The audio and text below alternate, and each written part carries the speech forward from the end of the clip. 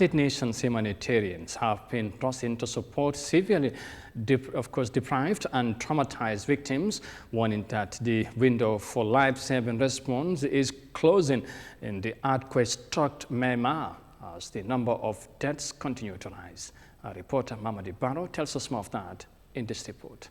Myanmar is reeling following huge earthquake which hit the country on Friday, 28 March.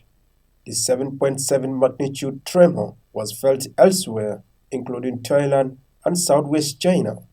The official death toll, including 22 fatalities in Thailand, has surpassed 2,900 and is expected to rise further.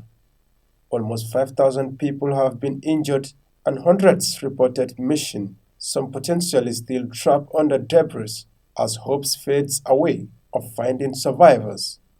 It has been reported that 500 bodies have been recovered from 50 mosques across Myanmar, where worshippers were attending their final Friday prayer before the Eid holiday at the end of the Muslim holy month of Ramadan.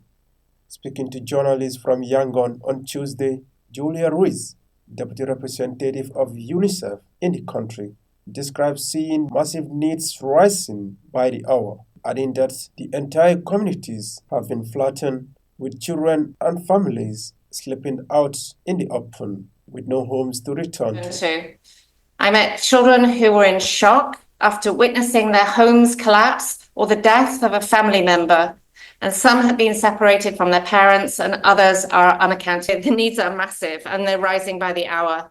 The window for life-saving response is closing, and across the affected areas, families are facing acute shortages of clean water, food and medical supplies. Top humanitarian official on the ground, Marco Luigi Cossi, freshly back from a visit to the country's capital, Naypyidaw, said that as the critical window for finding survivors under the rubble was narrowing, conditions in the affected areas continue to deteriorate.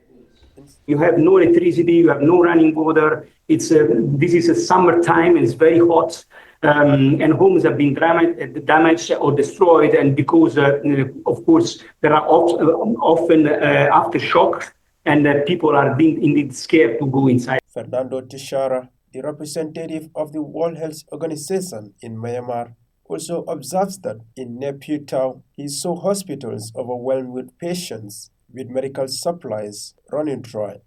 I saw the influx of patients to the hospitals in Naypyidaw. Hospitals were overwhelmed with patients. The medical supplies were running dry. There were electricity disruptions.